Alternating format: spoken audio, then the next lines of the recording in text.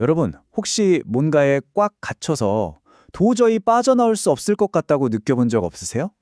오늘은 바로 그 갇힘에서 우리를 꺼내줄 아주 오래된 지혜, 팔리경전에 나오는 벗어남, 즉 니사라나에 대해 한번 이야기 나눠보려고 합니다. 살다 보면 그런 순간들이 있잖아요. 분명히 앞으로 나아가고 있다고 생각했는데 정신 차려보면 결국 제자리 걸음인 것 같고 보이지 않는 덫에 걸린 것처럼 말이죠. 이 답답함, 네, 바로 여기서부터 시작해보죠. 자, 그럼 우리는 도대체 왜 이렇게 갇혀있다고 느끼는 걸까요? 아주 오래된 경전에서는요, 이 상황을 정말 기가 막힌 비유로 설명합니다. 마치 사냥꾼이 몰래 놓아둔 덫에 발이 꽉 끼어버린 사슴 같다고 말이죠. 벗어나려고 하면 할수록 더 단단히 얽매이는 그런 모습이요. 그럼 그 덫의 정체는 뭘까요? 바로 5가지 감각적 쾌락의 끈이라고 합니다. 이게 정말 재밌는 게 뭐냐면 그 덫이 저 멀리 밖에 있는 게 아니라는 거예요. 바로 우리 눈, 귀, 코, 혀, 그리고 피부를 통해 느끼는 바로 그 즐거움들이 우리를 묶는 끈이 된다는 거죠. 좀 놀랍지 않나요? 와, 근데 이걸 분석한 걸 보면 정말 대단해요. 그냥 집착하니까 문제다 이렇게 간단하게 말하는 게 아니에요. 보세요. 마음이 어떻게 갇히는지 그 과정을 단계별로 보여주거든요.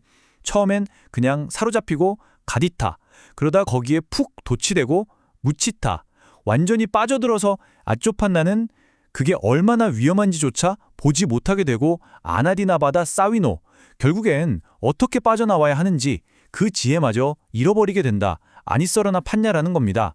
정말 섬세하죠?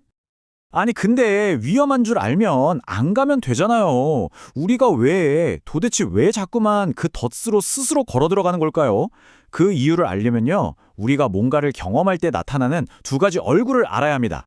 첫 번째 얼굴은 바로 아싸다예요.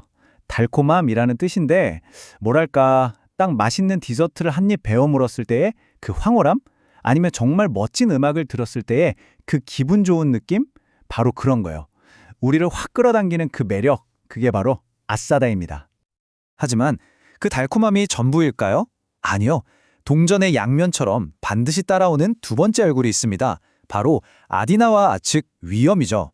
그 달콤함에 집착할수록 드러나는 단점, 그리고 결국엔 우리를 괴롭게 하는 불만족스러움, 말하자면 그 달콤함에 대한 청구서 같은 거라고 할까요? 자, 그럼 어떻게 해야 할까요? 달콤함에 끌려갔다가 위험에 빠지는 이 굴레, 여기서 벗어날 방법은 없는 걸까요? 있습니다. 경전에서 말하는 해답은 의외로 간단해요. 바로 있는 그대로 보는 것입니다. 흐릿하게 보던 세상을 선명하게 볼 수 있는 그런 지혜의 안경이 필요하다는 거죠. 그리고 그 지혜의 안경에는 5가지 특별한 렌즈가 끼워져 있다고 해요. 첫째, 이게 어떻게 일어나는지 사무다야 보는 렌즈.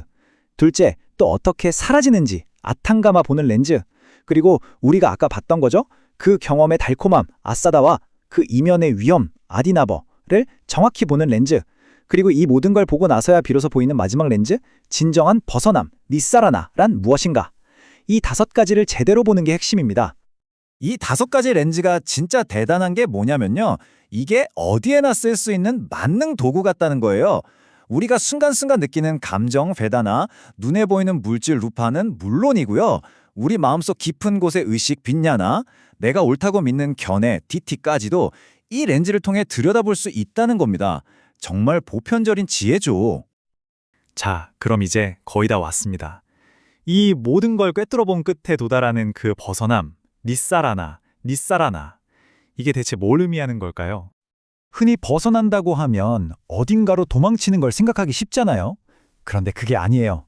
경전에서는 욕망과 탐욕을 제거하고 그것을 버리는 것이라고 딱 잘라 말합니다. 그러니까 밖으로 도망치는 게 아니라 내 마음속에서 일어나는 갈망과 집착이라는 불을 끄는 것, 일종의 내면적인 혁명의 셈이죠. 그래서 보세요. 이 둘의 차이가 얼마나 극명한지. 갇힌 마음은 뭔가에 계속 사로잡혀 있고 위험을 보지 못하고 벗어날 지혜가 없죠. 아니사라 나빤요. 반면에 자유로운 마음은요.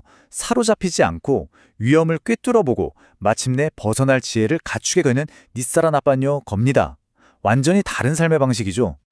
결국 이 모든 이야기는 그냥 어려운 옛날 이야기가 아니에요. 지금 여기를 살아가는 우리 마음을 위한 아주 실용적인 사용 설명서 같은 겁니다. 그리고 가장 중요한 건 이 마음의 감옥을 열 열쇠가 다른 누구도 아닌 바로 우리 자신에게 있다는 사실이죠.